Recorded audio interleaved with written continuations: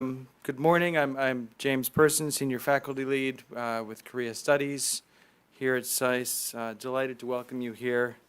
This is a very timely event, particularly in light of developments in Korea's relations with its primary strategic partners in the region. ROK interests and interest in expanding ties with ASEAN nations and with India are nothing new. I recall 20 years ago now, attending events in Seoul that tried to create a larger East Asian common space, as one group put it, expanding trade and security ties with India and ASEAN nations. Today, of course, the difference is that we have a name for this policy, the new Southern Policy, launched by President Moon in November of last year, and a more pressing need to advance this policy. Looking at Korea's trade and security cooperation with ASEAN and India, today we have three panels. The first panel is going to look at trade relations, expanding trade relations. Second panel will look at expanding security cooperation. And finally, we'll have a roundtable that brings in China, Japan, and the United States to examine some larger regional challenges. We'll have coffee breaks after the first panel. Then we will have lunch after the second panel. So you'll have a chance to get some caffeine over the course of the day. Before I introduce my colleague, Professor Devesh Kapoor, let me just take this opportunity to say how pleased I am to be working with SAIS Korea Studies institutional partner, the Korea Development Institute School of Public Policy and Management. We are grateful to Dean Yu for coming and joining us today. We entered into this partnership in March of last year. This is the second of our joint events. We have many others planned for the rest of the year, including a couple of events both here and one in Seoul that look at the 40th anniversary of the Park Chung-hee assassination and the 12/12 Chundu-hwan coup. But looking at these in the light of new documents that are emerging from international archives. We're also planning for next spring an event that looks at Japan ROK relations, but we're doing it within the context of a re-examination of the 1965 agreement that led to the normalization of relations between the two countries. Again, looking at a lot of materials that were available from the diplomatic archives and from also legal materials that we will be curating and translating and releasing ahead of this event to provide context to the agreement and to some of the issues that continue to pose challenges to the relationship. If you have not done so already, I strongly encourage you to sign up for Korea Studies emails so that you can learn about these upcoming events and about other research and programmatic activities in Korea Studies here at SAIS. Let me just quickly remind you to please silence your cell phones, and it is now my pleasure to welcome to introduce Professor Devesh Kapoor, the Star Foundation Professor of South Asian Studies and Director of SAIS's Asia Program. He was also recently named the inaugural chair of the soon-to-be-established Department of Regional and Comparative Studies, because it wasn't enough for him to oversee 60% of the global population. He's now responsible for all of humanity. Dr. Kapoor.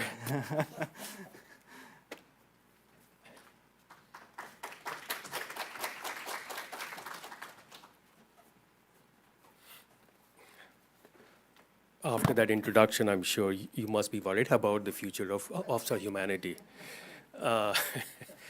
So, Ambassador Lee, Dean Yu, distinguished guests, and students, I am delighted to welcome you all to this important and timely event.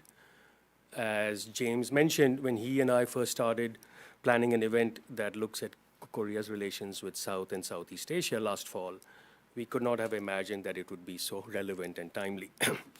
We started discussing this event before President Moon Jae-in announced his new Southern policy last November.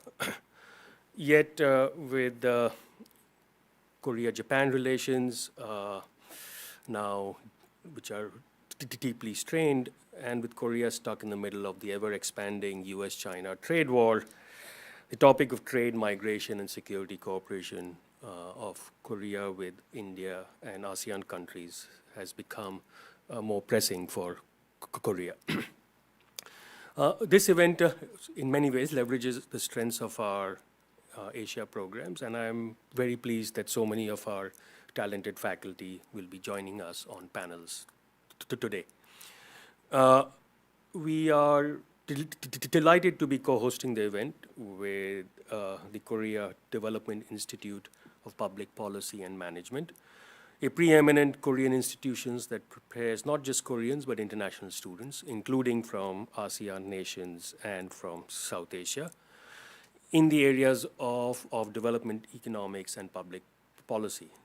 KDIS is our Korea Studies program's new institutional partner in Korea, and not just for myself, but I speak for Dean Elliott Cohen and for all of SAIS and for Korea Studies faculty, staff, and students when I say how grateful we are for their generous support.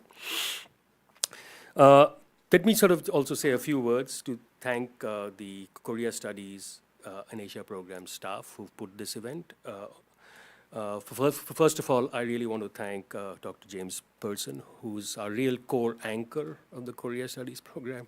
We simply could not have made this event or build this program without him. We are also very grateful for the many long hours that Ellie Chung, Seho Lee, and Meg Bittle have spent in planning this event. Now, you'll be hearing from me several times over the course of the day, so I'll end my remarks here and invite Dr. Jong Il Yu to the stage. Dr. Yu is the Dean of KDIS, a professor of macroeconomics. He's been a sort of visiting professor at UC San Diego, Tsinghua, and Beijing University. And in addition to his work in academia, he's the president of Jubilee Bank, which serves to aid debtors through consultation and education. Dean Yu, it's my pleasure to welcome you back to SAIS and to the podium. Welcome.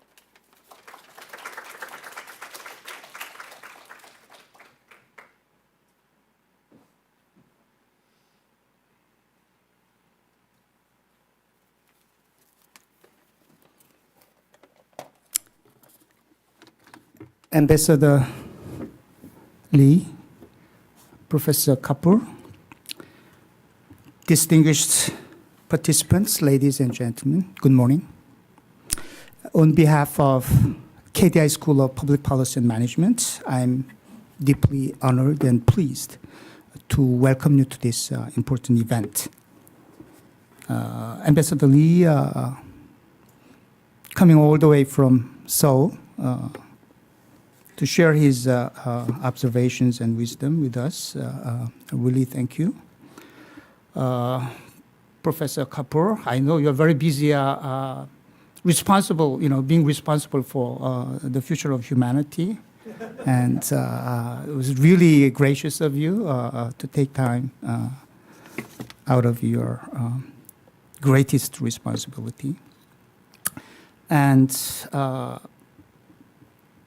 Dr. Person and staff of the Korea Studies here at SAIS for having put together a wonderful program.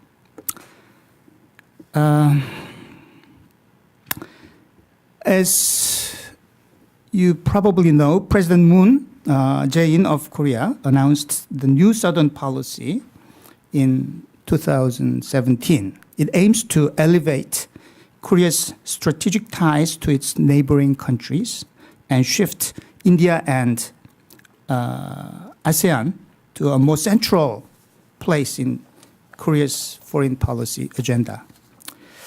Substantiating the administration's commitment to New Southern policy, a presidential commission consisting of 11 ministries was formed under this new policy initiative, which is guided by the 3 Ps of people, prosperity, and peace. Given the geopolitical challenges Korea continues to face, most recently, as you all know, aggravated by straining relations with Japan, and also tensions between the US and China. This strategy of diplomatic diversification has proven to be insightful and forward-looking. It may also help Korea gain some needed leverage in the region. This is not to say, however, that Korea's engagement with ASEAN and India is recent or new. Since Korea signed a free trade agreement with ASEAN in 2007, the region has become Korea's second largest trading partner, second only to China. Korea's trade volume with India recorded an all-time high of over $21 billion last year. And under this new Southern policy, it hopes to more than double this figure and raise it to $50 billion per year by 2030. The exploration of trilateral cooperation among India, ASEAN, and Korea is also worthy of discussion, as the pressure from various competing initiatives continues to mount in the region and tensions flare between the US and China, leaving us Koreans in the crossfires. It not only seems prudent, but actually a necessity for us to look towards building a more robust regional architecture of cooperation that is inclusive and transparent. Having the added challenge of domestic security concerns on the Korean Peninsula, forging closer relations with our southern neighbors can create, hopefully, a collective influence that would lend some leverage to us as a middle power player in the region. Recent developments in Korea's international affairs highlight further the timeliness of this event. I want to thank the experts and scholars, and I know this conference is represented by many distinguished scholars from SAIS and other experts who are gathered here for giving us your time and helping shed light on the many challenges and opportunities you see for Korea and its regional partners in this regard. I look forward to the discussions ahead on how we should approach the many facets of these prospective trilateral and bilateral efforts together.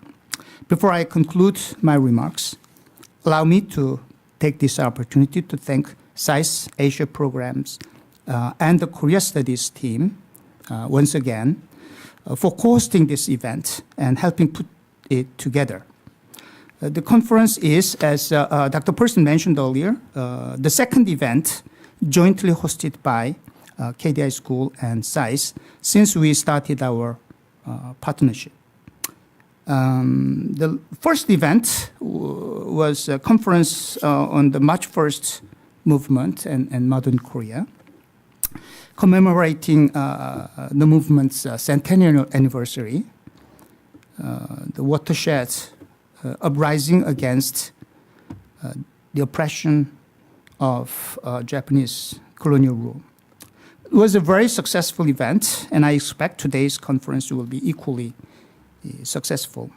We are truly pleased to have our collaborative opportunities grow and look forward to seeing how this partnership continues to flourish. Dr. Person mentioned a couple of more activities that are planned for immediate future, both of which are going to give us a deeper understanding of the involvement of the United States in creating modern Korea.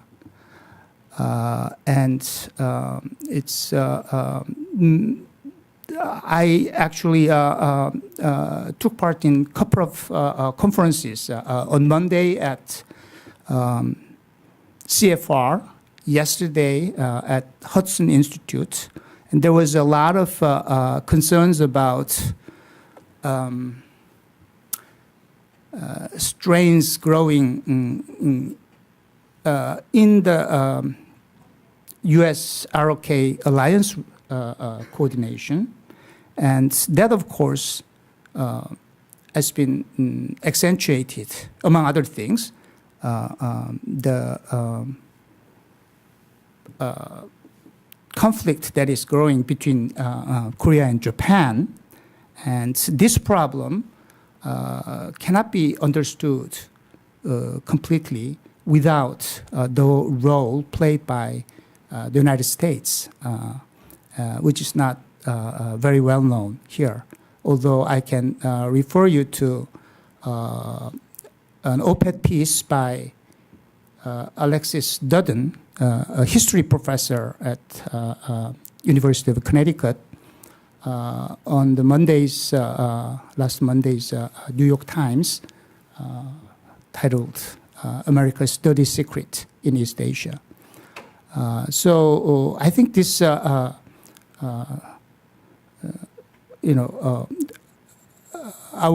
partnership with SAIS, under the guidance of Professor Kapoor and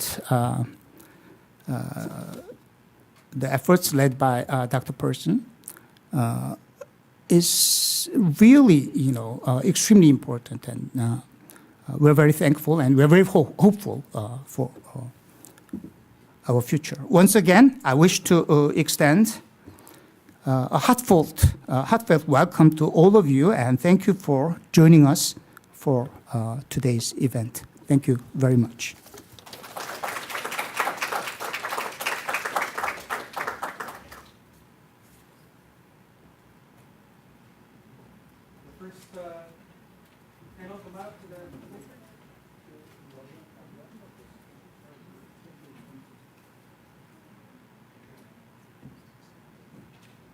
So I'll introduce the panelists first. Okay.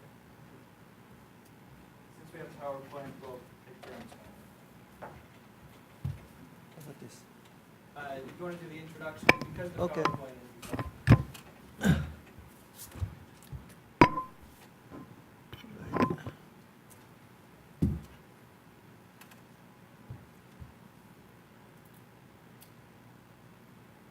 Okay, I'm Uk Son, an associate dean of the KDR School of Public Policy and Management.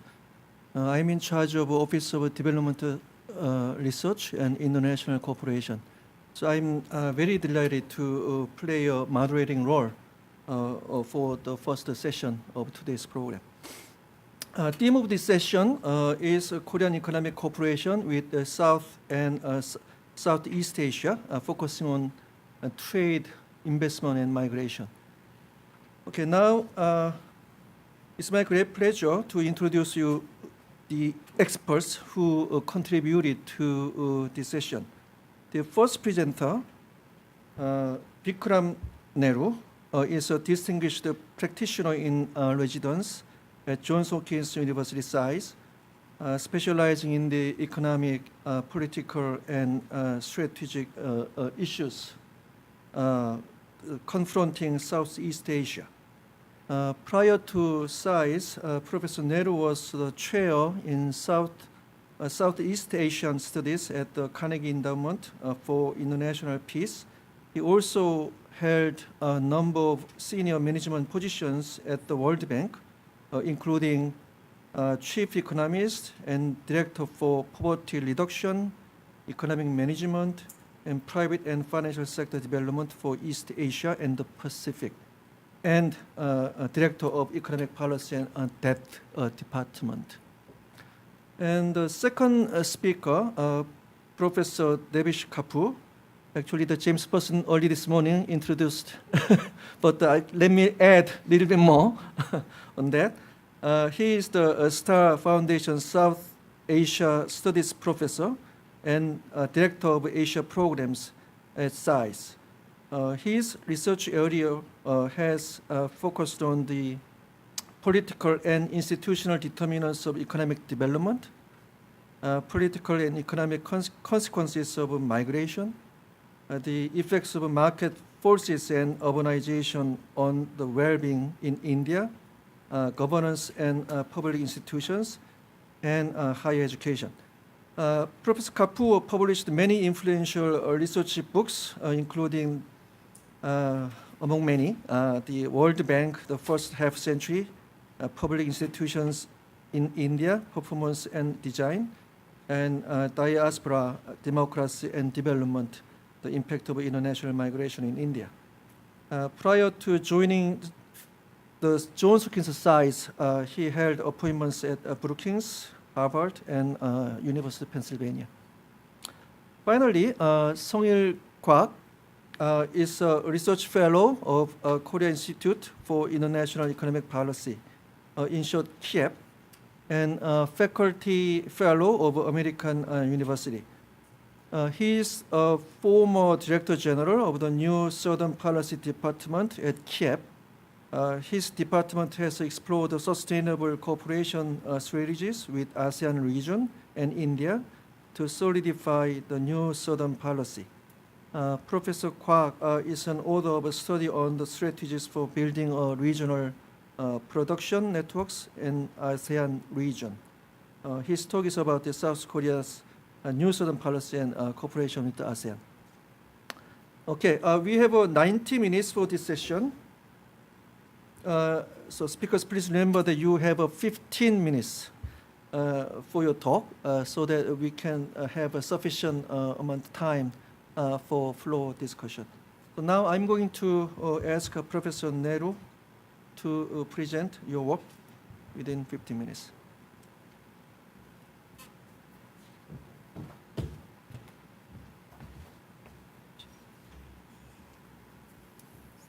Got it. Yep.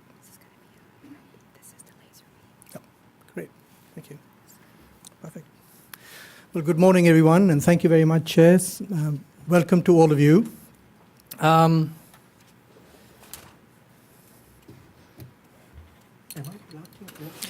No, you're fine. Stay where you are. So just 2 weeks ago, President Moon wound up a 3-nation tour to Southeast Asia, which included countries in the Mekong Basin. And this was one of several trips that he's taken to the region, which highlights how important the region is to Korea. But before I begin, let me just introduce you to Southeast Asia itself. Southeast Asia is normally thought of, if I asked you how many countries there were in Southeast Asia and you told me 10, I'd give you an A grade.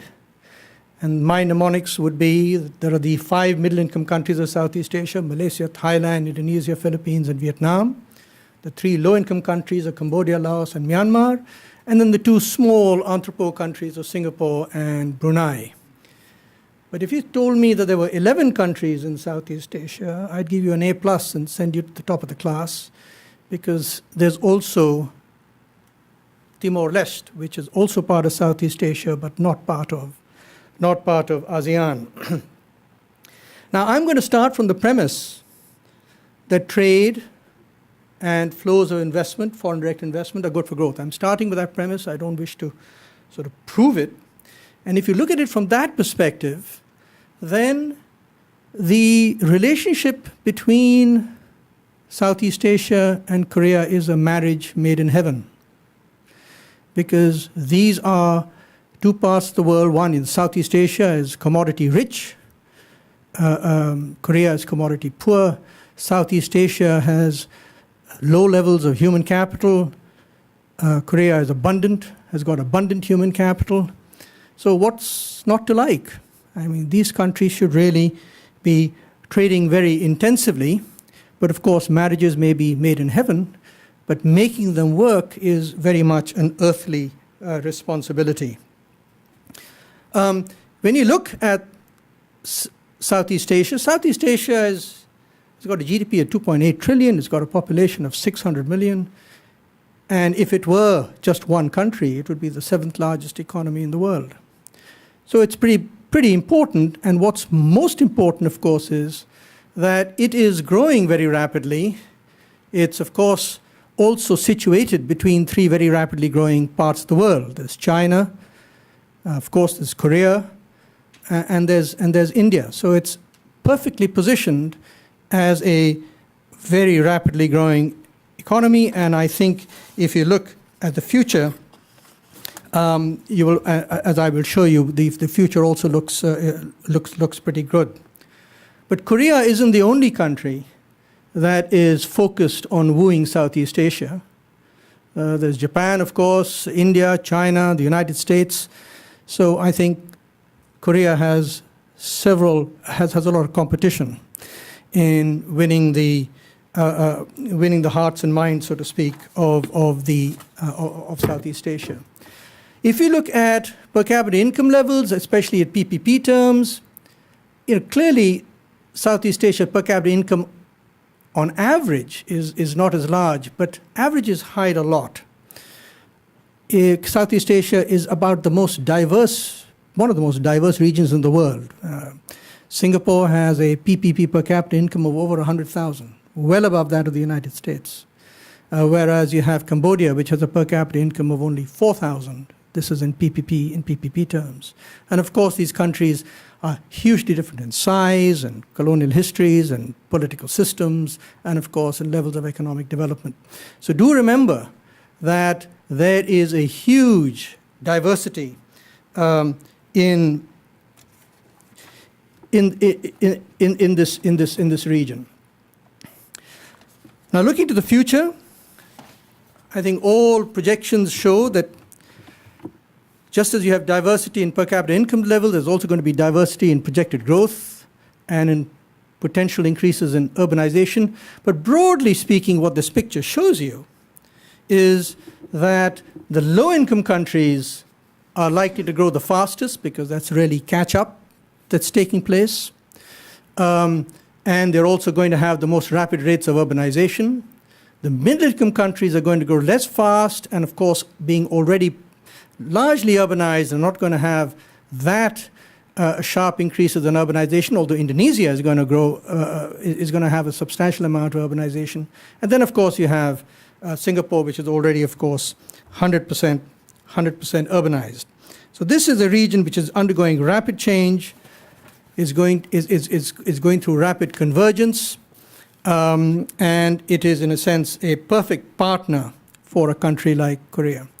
There are other complementarities. This is one important one. If you look at demographic profiles, Korea is an aging society. The bulge in the population on the male side and the female side are relatively high level age brackets. And in that sense, the similarities, of course, are with Singapore and with Thailand. Thailand and Singapore have very similar age profiles. But Korea is very different from the age profiles of the rest of Southeast Asia. Southeast Asia is a relatively young region. And you have basically large amounts of people who are going to be entering the labor force who are very young.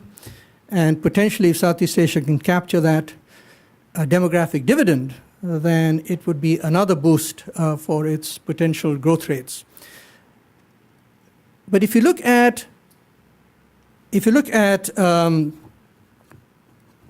Vietnam and Thailand, and Malaysia, these are two countries that you can see have a growing bulge in the center. In other words, these are societies or economies that are on the verge of aging. They are right at the peak of the demographic dividend, and they are likely to age rapidly, whereas the others still have a few decades left, especially Indonesia, which has another 2 decades left before the labor force begins to peak.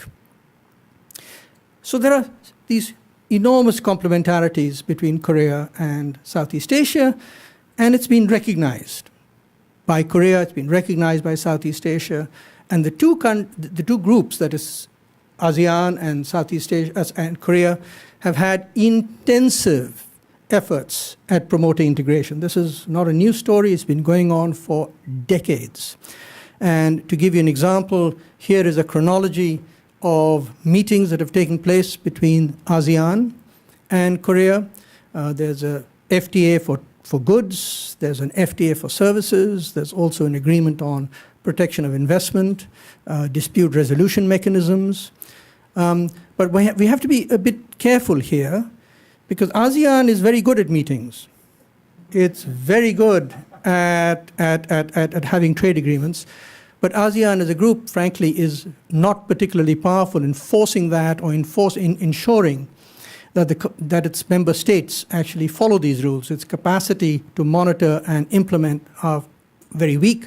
The countries are very strong. So Korea has rightly also entered into intensive dialogue on trade and investment with the ASEAN member states individually.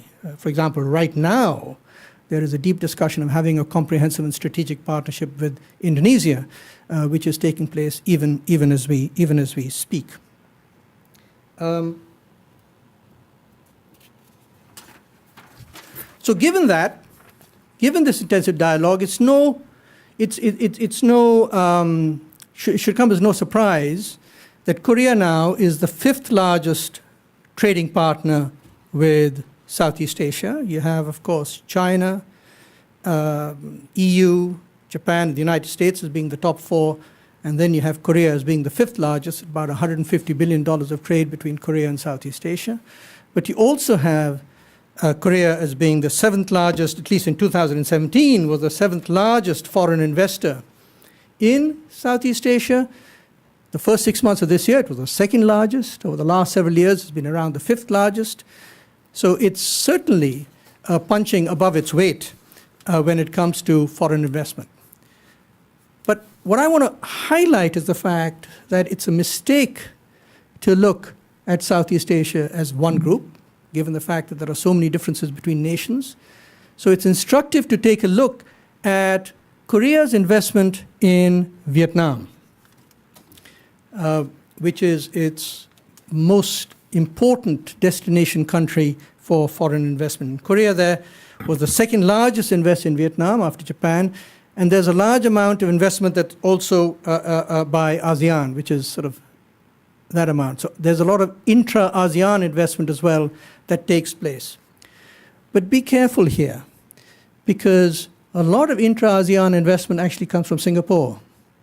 And a lot of that Singaporean investment is actually foreign investors first investing in Singapore, and those resources finally going to other ASEAN countries. So a lot of Singaporean investment is actually not Singaporean in a sense. They're actually investors from outside Singapore, located in Singapore, and investing in the region. So one has to remember that a substantial amount of that is actually foreign investment. It's very difficult to tease out the individual countries within Singapore which are responsible for that level of investment. And this shows you how important Vietnam is to Korea. It was brought to my attention, for example, that Samsung is a huge investor in Vietnam. It has 3 very large factories, and Samsung's investments in Vietnam now account for 30% of all of Samsung's investments worldwide. And if you look at the amount of investment that's going also into Singapore, so these two, it's Vietnam and Singapore that dominate Korea's interest in the region. Yes, there are investments elsewhere, but these two countries dominate. And the question is, why? Why is that the case? Because if you look at tariff rates, this is the common effect of preferential tariff, but if you look at also the Korea FTA, the Korea-ASEAN FTA, substantial reduction in tariff to 0% for 90% of goods, and a cap of 10% for sensitive items. So in other words, tariffs are very, very low. And that applies across the board in Southeast Asia. So why is it that Korea focuses just on Vietnam and Singapore to a very large extent? And the reason is this. that a lot of the barriers to trade in Southeast Asia are behind the border. These are non-tariff measures. Now, this is a 2009 number because it's very difficult to actually calculate the tariff equivalent of non-tariff measures. But there are huge differences in non-tariff barriers across countries in the region. Actually, many of these countries, Indonesia, and of course, you have Malaysia, and even Vietnam to some extent, have very large non-tariff barriers. Similarly, if you look at barriers to services trade, here, for example, out of 45 countries, Indonesia is 44th, Malaysia is 36th, right? Korea doesn't do terribly well itself either, so there are substantial barriers to services trade. And I make this point because I believe that services harbors the largest potential for trade in Asia, in the region. It is the largest component, it is the fastest growing component of global trade. It is the most protected part of economies in the region. And if the services sectors were to be liberalized, we could see a very substantial boom in services trade growth in the region. And I believe that if Korea and Southeast Asia were to focus on this issue, there is a potential engine for growth that is yet to be tapped. Similarly, when you look at the Foreign Direct Investment Restrictiveness Index, again, very large differences, but what is instructive is that these red columns are Southeast Asia. The ones, the very small, it's very small type, so I don't expect you to read them. But you have the Philippines, you have Indonesia, and you have Malaysia as being the three red columns here, right? And then subsequently, you have Laos, and you have Vietnam, which is down here somewhere. The green line is actually Korea itself. So large differences in FDI restrictiveness. And this, in a sense, explains why it is that countries like Korea, but it's not just Korea, focus a lot on Vietnam and on Singapore, because these are the countries which are the most receptive. Vietnam has now is part of the CPTPP. It has very good infrastructure. It is clearly pro-business. It is very much pro-trade. And therefore, it is a very desirable location for investment by many other countries, especially Korea. Another thing to keep in mind is the growing fragmentation of trade, the fact that now we have regional value chains in the region.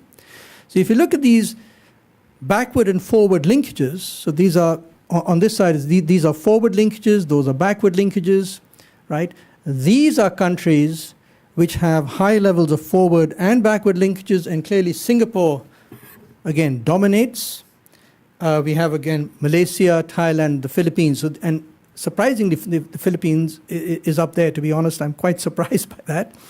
But certainly Vietnam is in that category of high levels of backward linkages as well as forward linkages. Backward linkages are the most important because this means components are brought into these countries, they're processed, and then they're shipped abroad for further processing in third countries before they're finally shipped to markets. From here, what I would like to focus on are just 3 or 4 areas where there's huge potential for attention on policy. I've already mentioned services trade as being a very important potential driver for growth, something for both sides to think about. I also want to highlight the fact that the digital economy is arguably a very promising area for further development between Korea and ASEAN. It is a $50 billion industry right now in ASEAN. It is growing at 27% a year, phenomenal growth rate. Likely to be 6% of GDP by 2030, by 2025, I beg your pardon. And what we mean by the digital economy is the application of internet-enabled technologies to the production and trade of growth. It includes fintech, it includes e-commerce, and there's enormous potential because Korea is the leader when it comes to investment in in digital in the digital sector, in ICT. By far, not by far, but the largest investor in greenfield projects, although when it comes to acquisitions, it's much less so. But the reality is that Korea is a very important player in this area. And I'd just like to turn to two public policy questions. The first question is, what else can Korea do in the public policy sphere? Korea has a relatively small aid budget. It accounts for something like 5% of the grants and loans in total going to ASEAN. And so the challenge for Korea is, how do you make sure that this money is extremely well used for the interests of both Korea as well as Southeast Asia? This is the current breakdown of how that money is spent. It's largely for either economic infrastructure or for social infrastructure. In the case of Indonesia, there's a large amount which is going to what are called production sectors. But for Vietnam, for example, it's equally divided between economic and social infrastructure. By economic infrastructure is meant transport, energy, whereas for social infrastructure is things like health and education. If you look at what are the binding constraints to growth in Southeast Asia, where does Southeast Asia need resources the most? The answer unequivocally, in my view, lies in two areas. The first area is in infrastructure. Now, I'm not suggesting that this small amount of money that Korea provides as ODA, as official development assistance, to Southeast Asia be focused on infrastructure, because it would get lost in the mix. There are huge providers of infrastructure finance in the region. There's the ADB, the World Bank, the AIIB, the NDB, and of course a whole series of bilateral institutions, including Chinese banks as well as the EIB and so forth. But the problem in Southeast Asia is not the availability of finance for infrastructure. The problem is the availability of good projects. And that's where Korea could make a difference. The fact that it has the capabilities, the skills, the capacity to help Southeast Asian countries, especially countries like Indonesia, Myanmar, and some of the low-income countries, in developing good projects for infrastructure in a way that is, in a sense, unbiased, can provide an appropriate platform then for finance from these other sources of finance. The other big area, of course, is human capital development in Southeast Asia.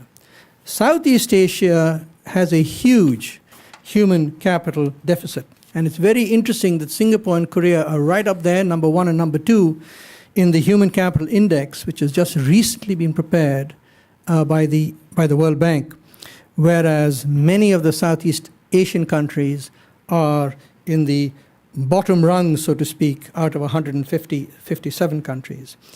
Countries like Indonesia, Cambodia, Myanmar, here human capital is a serious binding constraint to growth. Now, I'm not suggesting again that Korea provide resources for education and human capital development in these countries, because its money again would be lost in the mix. There are a large number of donors involved. There are huge budgets, national budgets devoted to education. Frankly, much of that money is wasted. Much of that money ends up gets wasted through corruption, through misallocations, and Southeast Asia is known for its very poor pedagogic outcomes. So how can Korea use its resources for improving human capital? My suggestion would be that it use that money to the extent that it can get students into Southeast Asia, to provide more education within Southeast Asia, to bring in workers from Southeast Asia to provide skills. Korea has a lot to offer. Those who would visit Southeast Asia would learn a great deal about trade orientation, about export orientation, about having an economy that is well integrated with the rest of the world and the advantages that come from that. Korea has this remarkable story of being able to grow very rapidly without having increases in inequality. So there's a lot that Korea can offer, but that learning can take place by a younger generation, which, if invited into Korean education institutions, would then go back and take those lessons back with them. And so, in a sense, providing technical assistance for infrastructure on the one hand, bringing in young students into universities and workers to provide them with new skills so that they can go back to these countries would be enormously beneficial and would, to my mind, be a very effective use of Korean ODA resources. So with that, thank you very much indeed.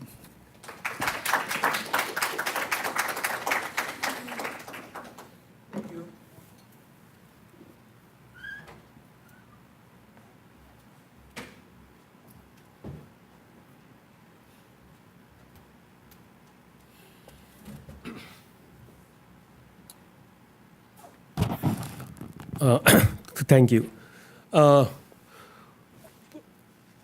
In the case of Korea's economic relations with India, one has to keep in mind 2-3 background facts. One was that until the 80s, India's growth rate was very anemic.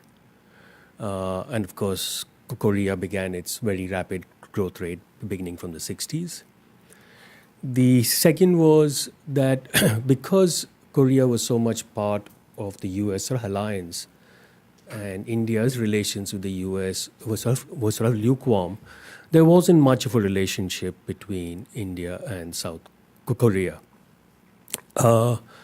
Now, this began to change from the 90s onwards as India began to liberalize and India began to grow much more, rapidly.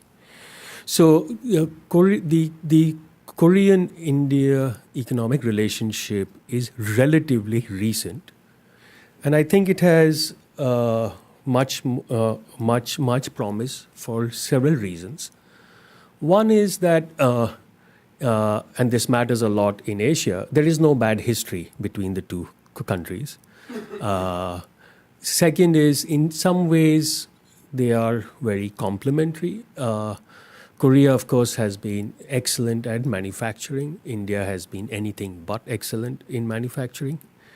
But India has been much better at services. And as Vikram said, that's the future of growth, is going to be service-led growth. And that gives India a bit of a comparative advantage. So, just very briefly, bilateral trade relations between India and Korea are about 45 years. As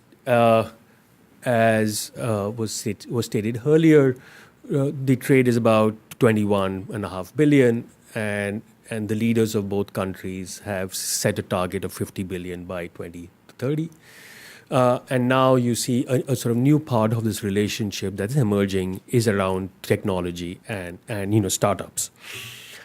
When it comes to FDI, Korea it's the 14th largest FDI investor in India. Its FDI is about 6 billion. But what we see is that its pace has really begun to increase in the last few years. The largest ones have been companies like Hyundai, Samsung. So it's basically the big chaebol companies. There's some investment by Indian companies in Korea, but it's relatively modest. When it comes to trade, the trade relationship really began to pick up sharply after 2010 when the two countries signed the Korea-India Comprehensive Economic Partnership Agreement. And India is Korea's 20th biggest source for imports, but it's the 7th largest sort of export market. So what you see in this trade relationship is that it's been growing, but not extremely rapidly. And the trade is very much in favor of Korea. So that's the trade balance between the two countries. So Korea enjoys a pretty healthy balance of payments surplus in its trade relationship with India. The exports to Korea from India are surprisingly, I had not expected, is actually fuel, refineries from India's refineries. And as you would expect, the imports from Korea to India are largely in sort of manufacturing, from electrical machinery to auto components and telecom equipment. Now, services trade, which seemed to offer and which was built into the economic partnership agreement, while it's been increasing, it's really still at fairly modest relationships. Only now are Korean financial institutions beginning to set up shop in India. But what is interesting is that there is a increase in the R&D relationship, and I'll just point out to you one of them, which is Samsung. Actually, Samsung's research in Bangalore is its largest R&D hub outside Seoul, and along with its R&D facilities in 2 other cities in India, they employ 9,000 engineers just in the R&D. So it's basically trying to leverage India's large group of human capital in sort of tertiary educated. And what you see, these R&D collaborations are in sort of 5G, AI, and the Internet of Things. Samsung is now also beginning to actually create a large fund to funding Indian startups, and it has a plan to invest in about 100 of them in the next 5 years. Now, I thought I'd take this opportunity to touch one part of the relationship, which has been very important for India, but not for Korea, to see if it offers any opportunities. So one way to think is, if you look at Korea's the demographics, and you can see that there's going to be a very sharp fall in the working age population. This is the latest data from the UN. And this is the percentage of population aged 20 to 64 years. And as you can see, Korean growth, the spectacular growth, sort of coincided with the rapid increase in the working age population from 70 to 2020. But now it's really going to fall among the fastest of any countries in the world. In India's case, of course, it's not the opposite, but it's almost the opposite. You have a very large momentum that is still continuing, and the decline. And this, mind you, is on a population base of 1.3 billion. So there's a very large number in the size of the working age population, right? So you can see, if you put them side by side, that in terms of a complementarity in the case of working age population, in one case a sharp decline, in the other case still a large demographic momentum. Now, part of this, you find that India is the largest country of immigrants in the world, and as you can see, it's almost 75% more than that of China's, and this, of course, is both to countries in the Gulf and to many of the OECD countries. This is Indian immigrants in the US, and as you can see, when you look at education and income, Indian immigration, like to the US, is really a complete outlier. And this is now the second largest immigrant group in the US after Mexico. And what this graph is showing you is the education and incomes of different immigrants in the United States. And it's really the two tail ends are immigrants from Mexico and immigrants from India in terms of income and education. So this group has been pretty successful in terms of outcomes when it migrates to OECD countries. And it would be fairly similar if you did it in Australia, Canada, and the UK. Now, but when you look at immigration into South Korea, you find that there are virtually no immigrants from India. As expectedly, China is the largest. But if you go down, given the sheer size of Indian immigration around the world, South Korea sort of stands out in its sheer absence. Now, even from South Asia, what is interesting is that workers from India are the least or the smallest in South Korea. compared to Pakistan, Nepal, Sri Lanka, and Bangladesh. And it's, of course, it's surprising for two reasons, both because, of course, the sheer population of India and the sheer extent of migration from India. It's not clear to me why that's the case. Now, in principle, SEPA had a provision of the temporary movement of professionals in 163 categories. So it's not that there is no agreement that allows for the movement of people. My sense is that the key gap is the low number of Indian students studying in Korea, which is the building block for a lot of Indian immigration around the world. So if you look at, for instance, international students in the US and around the world, basically the two largest are China and India, right? And so you have students, and so expectedly, students from China are also the largest in Korea.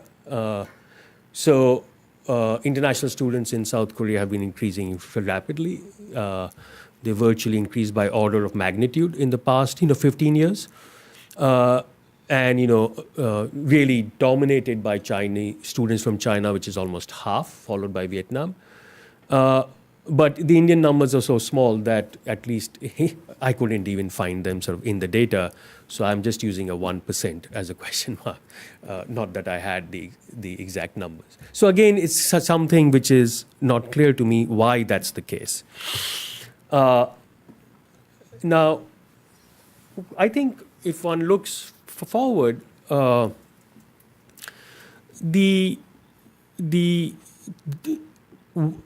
of the reasons that India's manufacturing had not done well was it was not part of the supply chains that had been specially built up by Japanese and Korean companies through ASEAN and of course with China.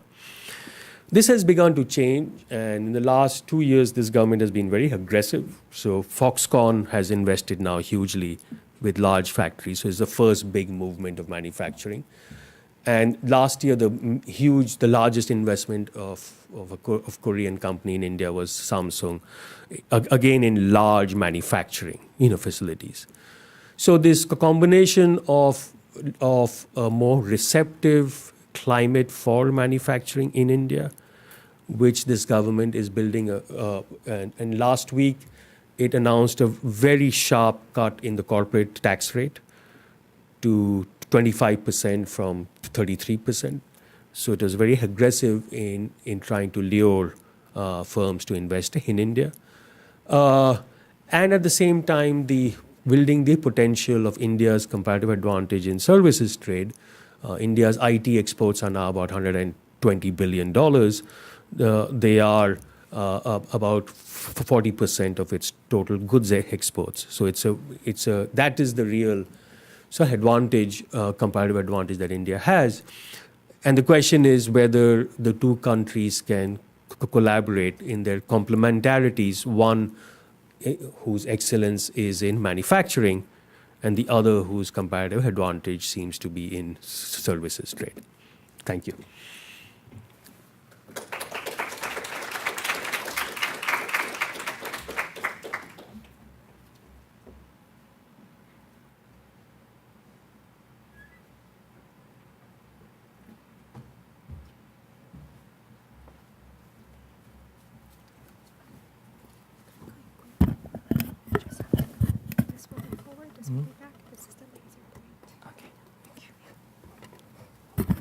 Good morning.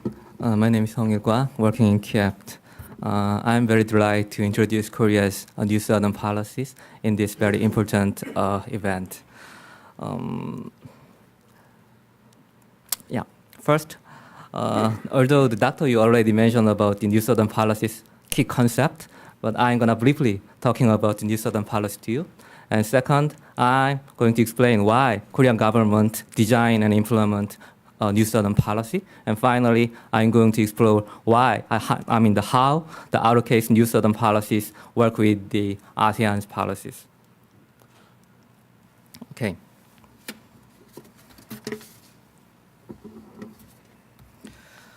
Korea's new southern policy has set the vision people-centered community of peace and prosperities, which are composed of three communities: people and prosperity and peace, which is matched with the ASEAN's community launched in 2015.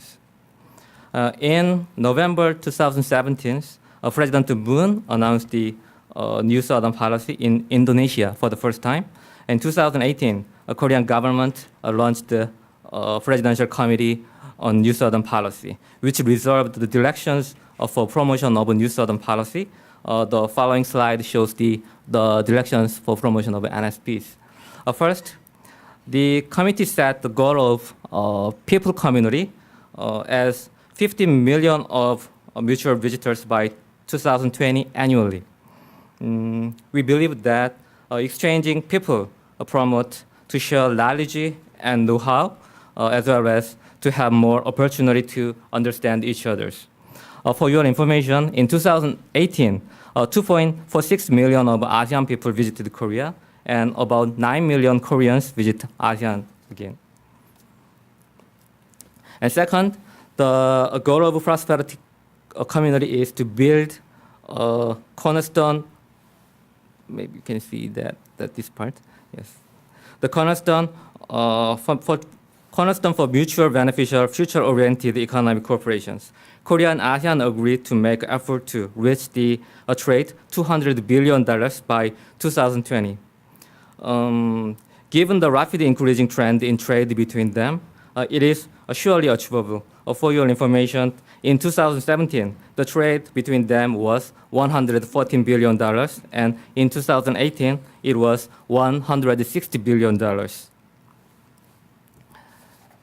Third, the goal of peace community is to construct a peaceful and safe environment in the regions.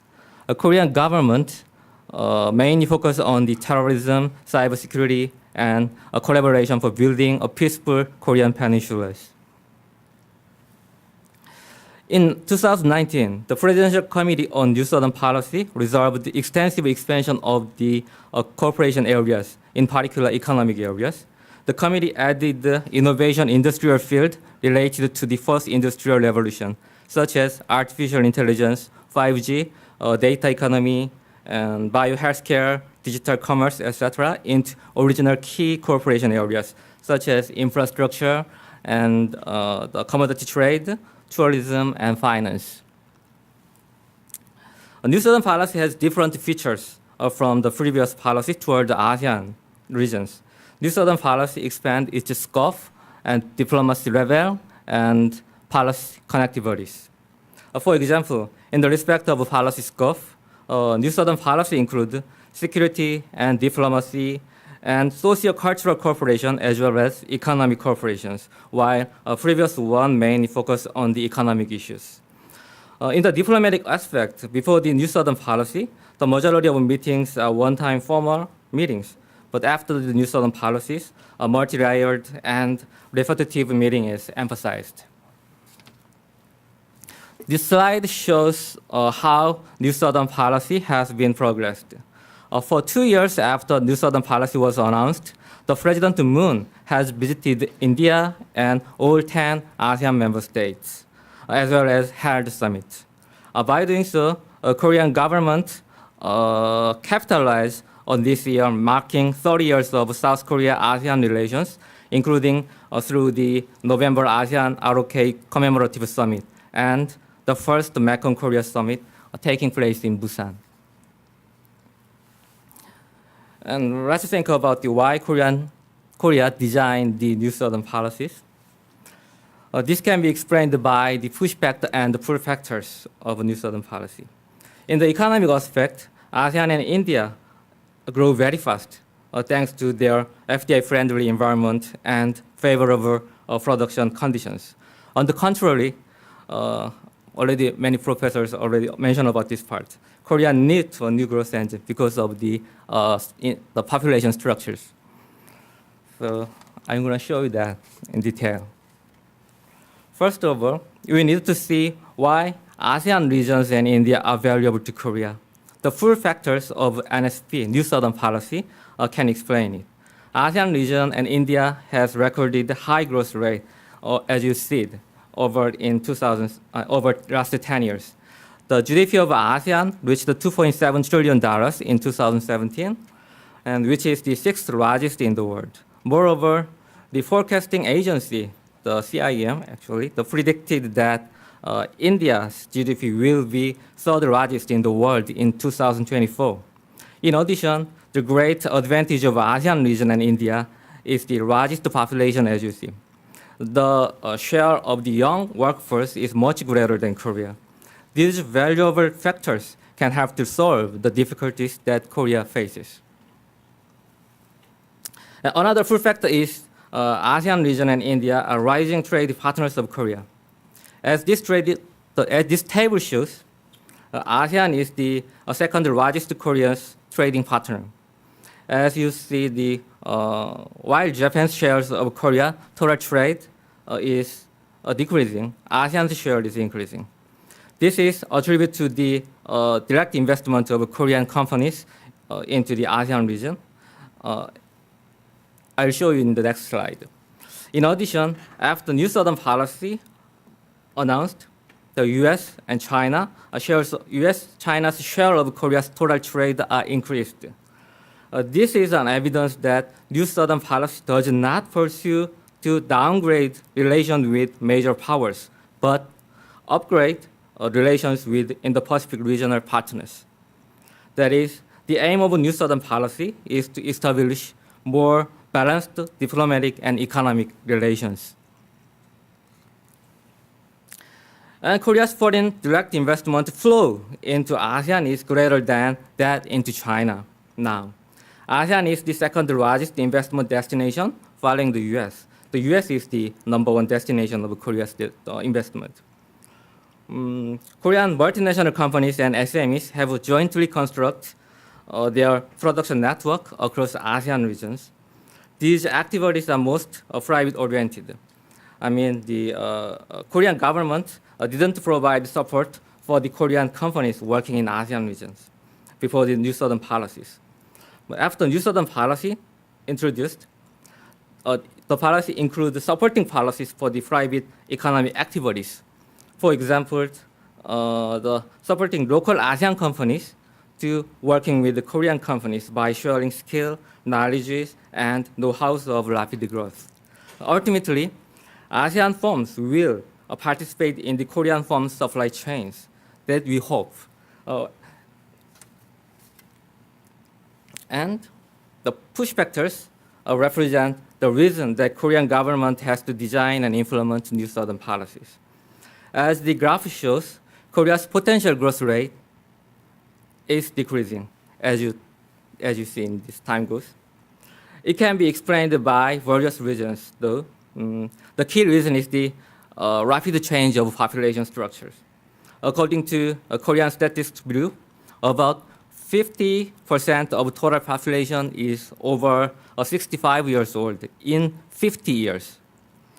As the population ages, the Korea's population ages, the productivity will weaken and level of investment and savings rate will fall as well. Korea's potential growth rate is also suffering from the rapid reduction of the number of workforces. Another reason is the increasing in global economic uncertainties.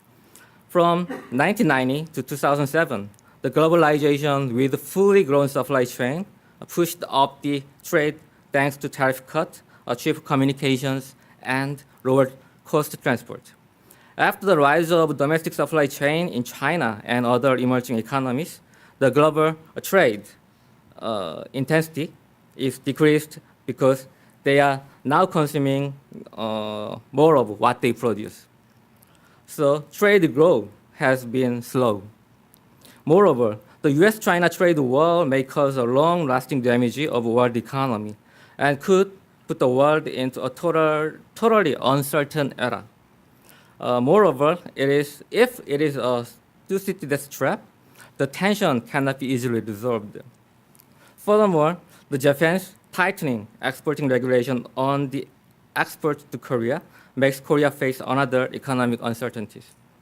But this dispute stems from the a strong refuse of past wartime crimes from Japanese government.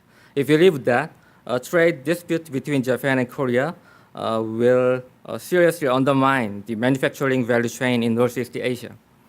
The potential, the political and historical issues should be separate from the economic issues. As you see, the Korea faces uncertainties that it had never experienced before. To get over them, Korea needs partners to have a heart-to-heart relationships. In the diplomatic aspect, one more push factor can be considered. We believe that without peace in Korean Peninsula, the regional prosperity is hardly accomplished. Traditionally, ASEAN has had a strong diplomatic relationship with North Korea. If ASEAN and ROK work together to persuade North Korea to give up the nuclear weapon, we may have another chance to grow together by developing North Korea, as in President Moon's peace economy. Another pull factor can be given in diplomatic aspect. Korean government has a vision. This is actually vision to construct Northeast Asia plus community for responsibility sharing. We believe that a Korean peninsula may work as a bridge between the southern region and northern regions. That is, Korea can contribute to make a link between developing country and developed countries as a middle power countries. By doing so, a community sharing responsibility can be constructed in Northeast Asia under the premise of the peace of Korean Peninsula. As we talked, rising uncertainty pushes Korea to prepare for new cooperation framework with the neighboring countries, which is the New Southern Policy. I believe that the U.S.'s vision for free and open economy, free and open Indo-Pacific, also reflect all these changes, although the hidden intention is to contain China, though. Now it's time to think about how New Southern Policy can collaborate with the ASEAN. Last June, ASEAN adopted the ASEAN Outlook on Indo-Pacific. There is no mention of any country or major powers, not just China and the US, but also Japan, India, and Russia. It avoids any strategic language or tone, and there are no military aspects to the document. Rather, it is more consistent with ASEAN's comprehensive security approach with an emphasis on implementing existing and exploring other ASEAN priority area of cooperations, including maritime cooperation, connectivity, the Sustainable Development Goals, and other possible areas. Most areas are in line with those of the New Southern policies. Particularly, the infrastructure related to the connectivity are the key. Among three pillars of New Southern policies, prosperity is directly related to economic cooperation. Of course, other pillars are also related to the economic cooperation, though. When President Moon announced New Southern Policy in Indonesia, he pointed out four priority areas like this: transportation, energy, water resource, smart city, but smart infrastructures. Moreover, Korea set up $100 million of Global Infrastructure Fund, which will invest mainly in four priority areas for closer cooperation between Korea and ASEAN member states. I know it is a pity that the size of fund is relatively small. However, South Korea has a strong strength that other competitors do not have. South Korea has the successful experience of infrastructure development with very small resources. In addition, Korea is willing to cooperate with the ASEAN region with sincerity, because South Korea was one of the furthest countries in the world in the 1950s and 1960s. We all agree that human resource development is the key to grow from South Korea's experience. Korea is willing to share its experience and lessons with the ASEAN. Frankly, Korea has a shortage of financial capacity. However, we can collaborate with assistance of other like-minded allies, observing the existing rules of market economy, like what Korea did. Fortunately, the US announced the vision for free and open Indo-Pacific, at the IFAC meeting in 2017. This is embodied in the Indo-Pacific Strategy Report 2019, published in June this year.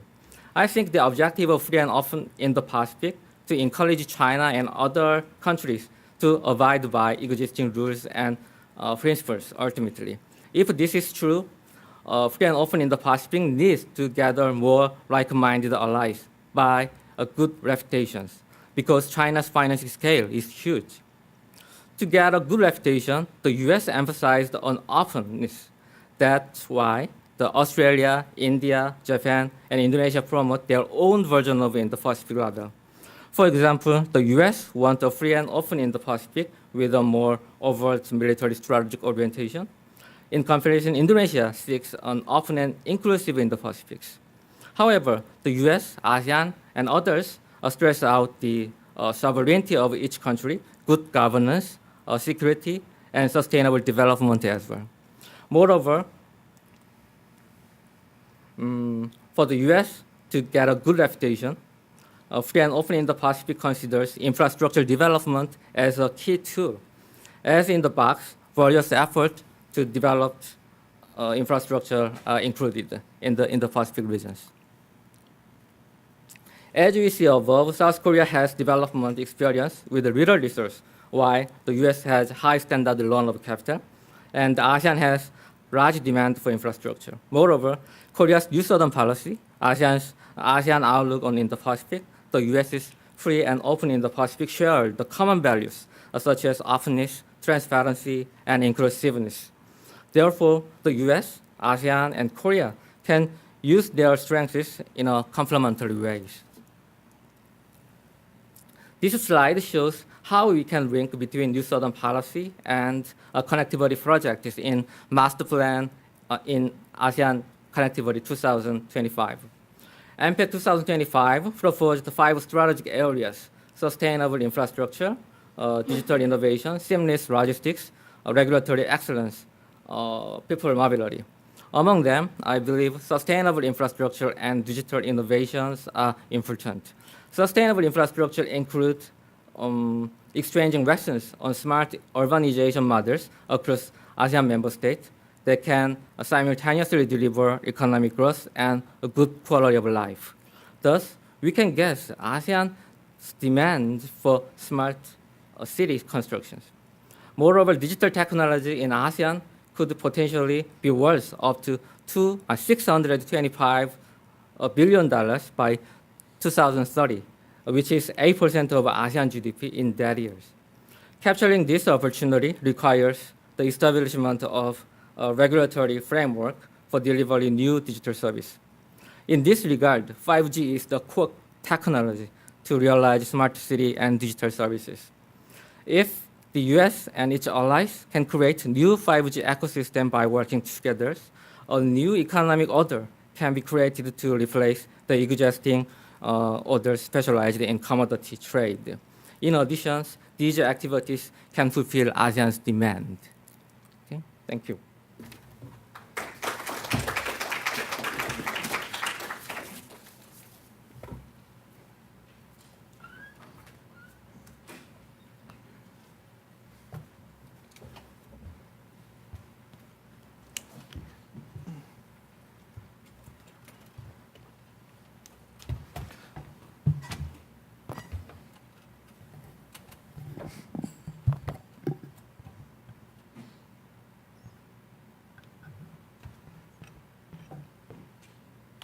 Okay, we heard from the Professor Nehru about the economic cooperation between Korea and ASEAN countries, and he clearly explained why the trade with Korea has been concentrated only on Vietnam and Singapore. And he also highlighted trade restrictions on ASEAN countries and a very important concept of global value chain and human capital issues. And Professor Kapoor focused on the India, and he started with the talking about the SIPA and R&D, recent R&D collaboration between India and Korea. and he underlined the population aging issue and migration. And actually, I just observed that there are very common observation that the ASEAN countries and India have a very different demographic structure from the Korean case. So 1 or 2 decades before, serious population aging in ASEAN countries and India could help the Korean lack of the labor participation in Korea in these days. Okay, and finally, Professor Kwak very nicely summarized the new Southern policy of South Korea, and he kind of opened up the possibility to reconcile with the free, open Indo-Pacific strategy with the new Southern policy. So I think we are well ready to discuss these issues. I guess we began this session a little bit late, Yeah. so I think we can have 25 to 30 minutes to discuss the trade and migration issue in ASEAN countries and Korea. Okay, so it will be appreciated if you raise your hand and identify yourself and point out to whom your question or comments go, please. Okay. Hi, my name's Sam Crosby. I have a question for Dr. Kwok. I was wondering if there's any part of the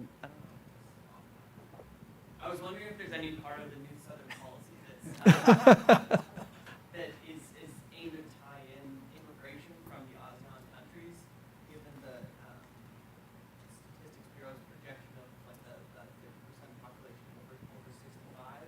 If those two issues are in any way connected, use 100 policy agendas, 100 policy goals, tie in immigration in those countries at all. Okay, let's take a couple more questions, and then we can respond all together. Please.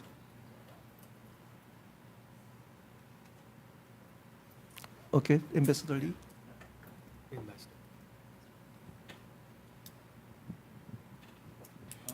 Thank you. It's a good presentation. I have one question to Dr. Nehru and one question to Dr. Kwak.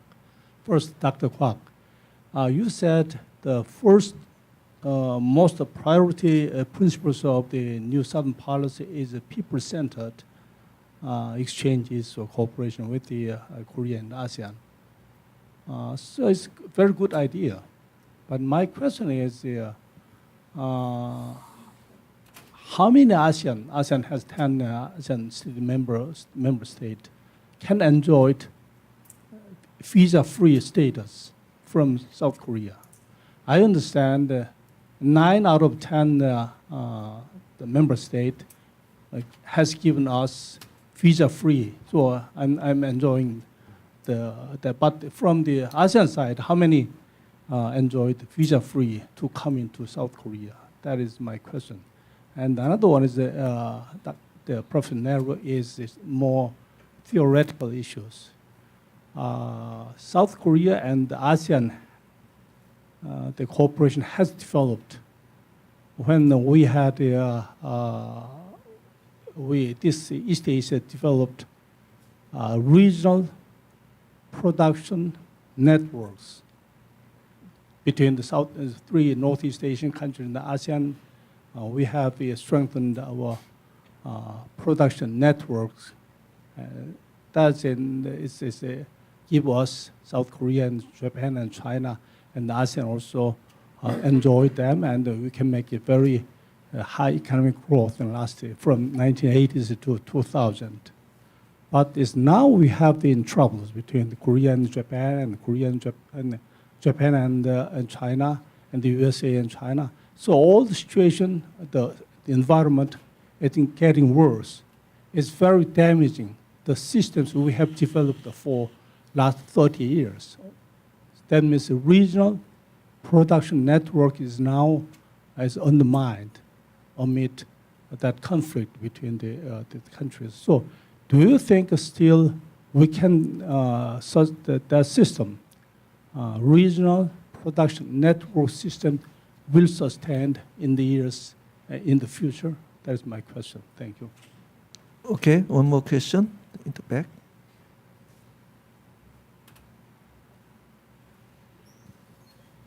Hi, so my name is Monet Stokes. I'm part of the Korea Studies program here. So my question is in regards to migrant issues within Korea, especially for migrants coming from Southeast Asia. So there's been a lot of publicity regarding workers' rights and their position within small and medium enterprises in particular. And so I was wondering if you can see this as a potential barrier to the new Southern policy into furthering cooperation between ASEAN and South Korea. And if it is, do you see that there's a way that these new agreements under the new Southern policy can actually assist in bettering the situation of migrants in South Korea? Okay, Professor. Oh,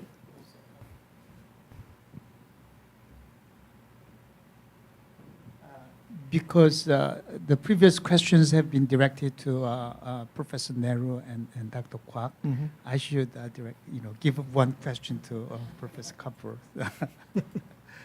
not to alienate him. And you made a very important and interesting observation about the fact that lack of Indian students going to Korea to study. Given that, for example, in the U.S., India students the largest foreign student contingent. How is that? Now, we at the KDI school, I think, I don't have exact numbers, but I have the impression that we get more students from Bangladesh and Pakistan than India. That is somewhat strange, right? Recently, we also have, in our degree programs, but we also run short-term training programs, mostly for government officials. And recently, we've been getting a lot of requests from Indian civil servant training agencies, both central government and some regional governments, and they really like to come to us, and there is just growing demand. We cannot really meet all those demands.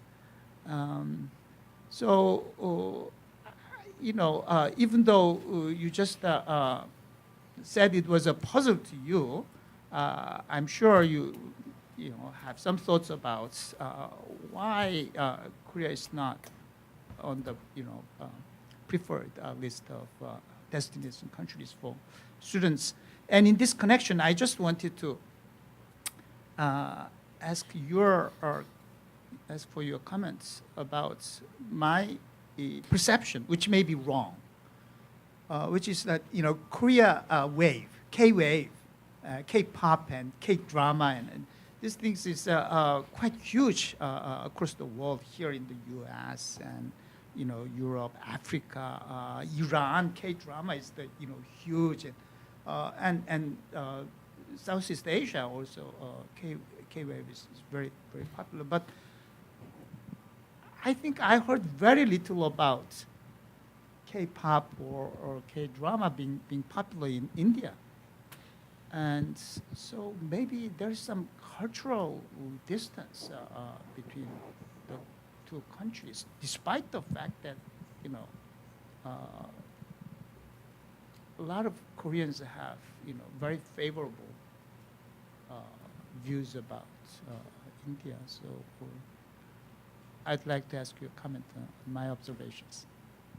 Okay, let's respond to 4 questions and comments. So in the order of Professor Nehru, Kapoor, and Kwak, please. Well, thank you very much, and thank you, Ambassador, for a very large question. The future of global trade and its implications for the production networks that are developed in Asia. Well, right. True. So let me answer that in 3 parts.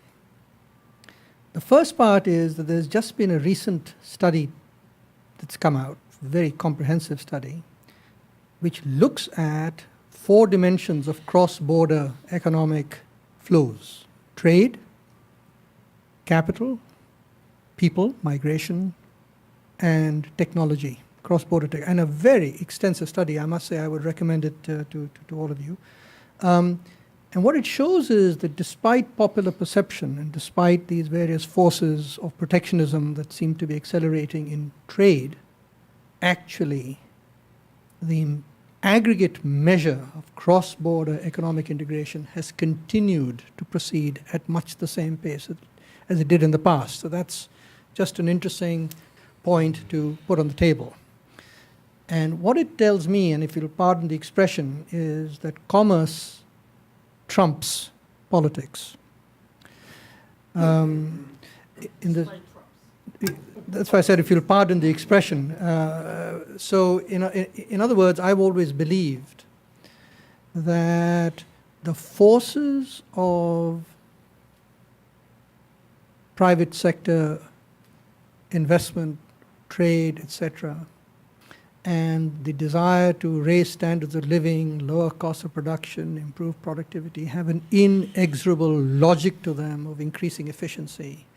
And one of the ways that efficiency is increased is by fragmenting production in different parts of the world, and Asia has been superb at this, in bringing down the overall cost of production. And I don't think that logic is going to go away. Yes, there is a weakening of bilateral trade arrangements, say, between the United States and other countries. There's a weakening, even which is much more dangerous in my view, a weakening of the WTO, which could actually lead to an undermining of the current global trading arrangements. So I see them definitely as dangers, but I believe, and this is something one's difficult to look into the future, but I believe that eventually people will recognize that trade and these cross-border flows deliver prosperity, but they do not deliver egalitarianism. They do not deliver equality. That to deliver equality or more equality in societies requires many more different kinds of policies, including fiscal policy, education policy, and the entire range of other policies. But it really should not be up to trade and financial flows to deliver those sorts of results. Because I think there's a grave mistake, and I think it's a mistake that populists have made now throughout the world, but including in this country, that it is trade and globalization that is to blame for the dramatic increases in inequality. And now there's a recognition that may be many other factors. Clearly, technology is one of them. The second is the rising concentration of industry. That's yet another. And so blaming everything on just one set of arrangements, frankly, would be a mistake. And I hope that sanity will eventually prevail and allow this driver of growth to continue. But who knows?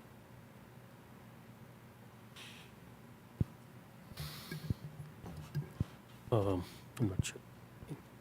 I'm not sure if I have the answer. So one is language.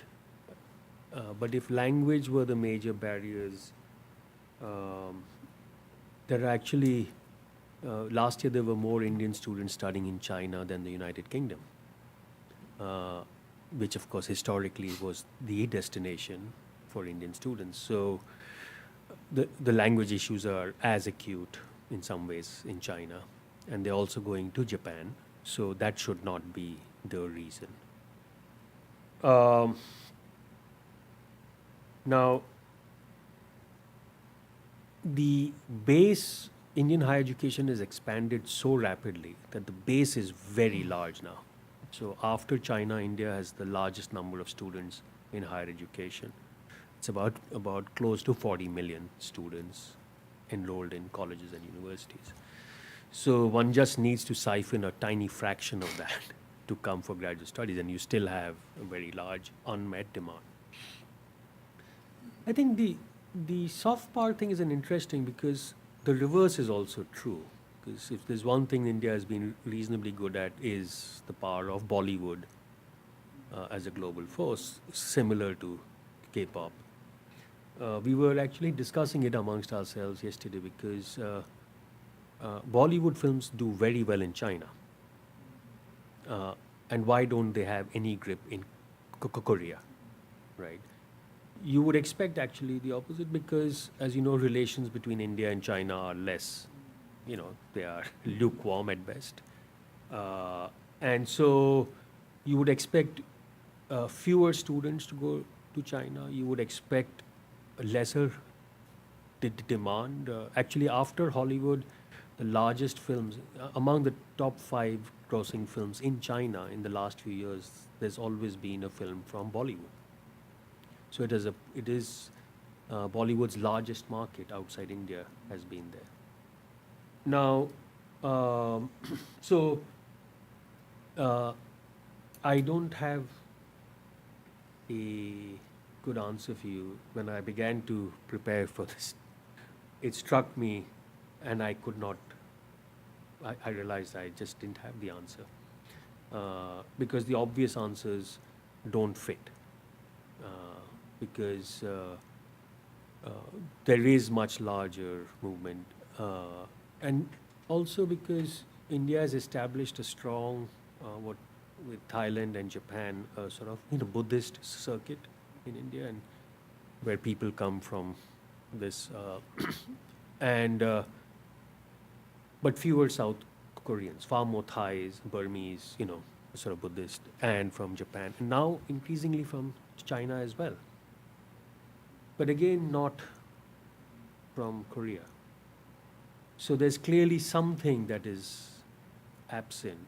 Now, whether it is just both countries have not done enough to sort of promote each other in ways that would bring a certain greater consciousness, that might be the reason, but I'm not sure. Frankly. But recognizing the problem is the start. Right. Yeah. Ambassador's question is, I think, quite related to the immigrant policies. The question from the floor, right? So I think the visa issue is a very important one. I agree that. So also the Presidential Committee on New Southern Policy also had the same concerns. So this year, last June, I think, they decide that one of the key core projects is the visa-free status for the ASEAN member states. So they will be soon, the problem is resolved. Another question comes from the migrant issues, right? The Korean government also recognized the problems. That's why last year, I think, the Korean government established ASEAN Cultural Center in Busan. That's the opportunity to understand their lives and their cultures of ASEAN peoples. So if Koreans understand their lives, maybe we can understand their lifestyle, and then they also going to be understand a Korean's lifestyle. We want to provide more opportunity to share the cultures. So it's gonna be my answer is actually the same as the Dr. Kapur's. The recognition is the very starting point. So New Southern policy is actually 2 years ago, the not old one. So, but our government changed our status for the immigrant and then or ASEANs. So there will be all the problems resolved soon. Is the visa-free issue? Visa-free issue and others problems, cultural issues.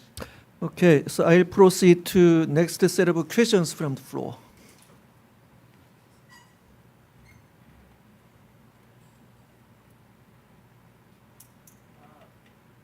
Thank you. My name's Mitchell Blatt. I'm in the Korea Club and the Korea Studies, and I have a question for Professor Kwok.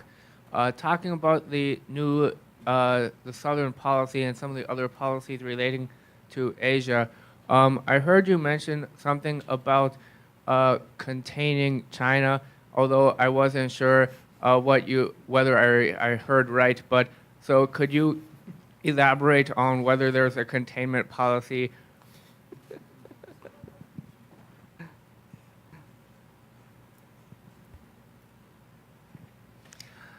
Thank you.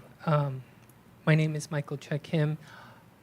Basically, I'm curious about, thanks to Professor Nuru on the demographics, and yes, it's no secret. South Korea's population is rapidly aging and with a very, very low birth rate. But many of the ASEAN nations and also India have working age populations that are coming up. One of the things, and this question is not just for Dr. Nuru, but for the whole panel, but I'm wondering, very simplistic reasoning here, could Korea increase its population by having people from ASEAN and possibly India, although I think language is a bit of a barrier, becoming citizens and taxpayers of Korea? Okay, I guess that this might be final question from the floor. So, Thank you. My name is Don Kirk. I'm a journalist. I spent time in Korea. One gets the impression that the Korean economy is not really doing all that well now, and as well as previously, and that the government is taking measures to control or to decrease or diminish the power of the mighty chaebol. I wonder what effect this might have on investment and trade with Southeast Asia and India. Thank you. Okay, so let's respond to the set of the questions. So, Professor Nehru, do you have something to add, or okay? You want to start? Tapu? Okay, let me start about the point about, does it make sense to have more migrants from, say, ASEAN going to Korea and becoming citizens there? Well, that certainly is an issue for Koreans to decide. But one of the dangers of an aging society, of course, is that you have a higher burden on the working level population because the dependency ratio rises, and correspondingly you have therefore a lower level of savings, and that leads to lower growth. So that's the sort of trajectory by which a declining labor force eventually leads to lower growth. The other dimension of a declining labor force also is that certain essential services are not provided, which are labor-intensive services. There are labor-intensive services, simple things like nursing, for example, looking after the aged population, providing basic public services in cities, for which you do need people. You can't do those necessarily just with machines. And so there is a case for importing those kinds of workers. Now, whether those workers are permanent or not is a decision for the country. But there are very good examples of rotating migrants, that is, migrants who come in for a few years and then go back, and you have a fresh set of migrants coming in. And that way, you get over the rather complicated domestic political problem of having a large permanent migrant community as opposed to a rotating migrant community, which seems to be sometimes more acceptable from a political point of view.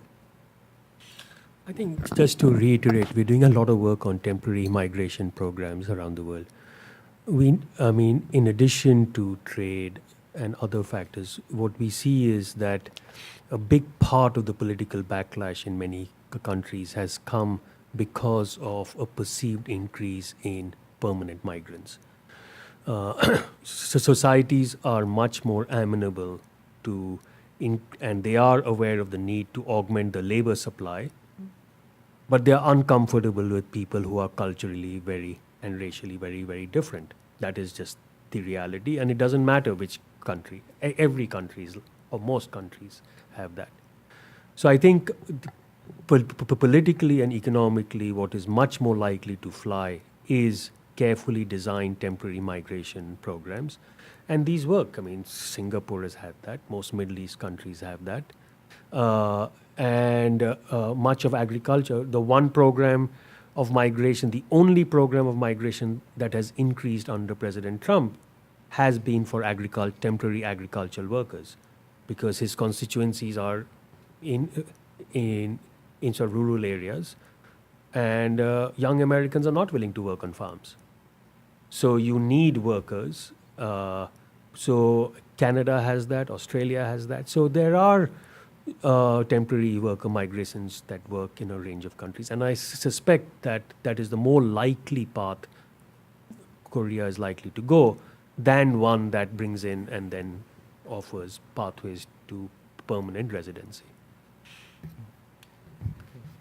Actually, I'm not expert on the migration issues, so I don't want to talk about that. But one follower asked me that about the containing China policy, blah blah something. But what I want to say is that that's not actually key. I want to say the New Southern policy does not include those kind of concepts. Actually, the New Southern policy focuses on the inclusiveness, like the ASEAN outlook on in the Pacific. So in the concept of the inclusiveness, so we can work with in the Pacific strategy and ASEAN's in the Pacific and other India's in the Pacific and Japan's in the Pacific, like that. So that's my key actually. So don't misunderstand, please. Okay, thank you. The question about chaebols, Yeah. I'm not sure I'm necessarily qualified to answer, but my understanding is as follows, that you can have a very high concentration of economic power, as the chaebols do in Korea, but still be subjected to competition by competing internationally. And what we see with Samsung and LG and so forth is that they are very powerful international competitors, and in fact, many of them have now invested abroad and developed these production chains that we were talking about, and they are subject to international competition. So internationally, these companies are sort of world competitors. They are at the forefront of technology, and consequently, I don't see how curtailing their power at home necessarily will affect their competitiveness abroad. Arguably, it may even harm them. So my sense is that one should look at not concentration, but at contestability. How contestable are these firms? And these firms are operating in very contestable high technology markets. They're competing against the best American, Japanese, European, and some Chinese firms. And in that sense, I see that they will, provided that they continue to be subjected to the forces of competition, they will continue to do well. Yeah.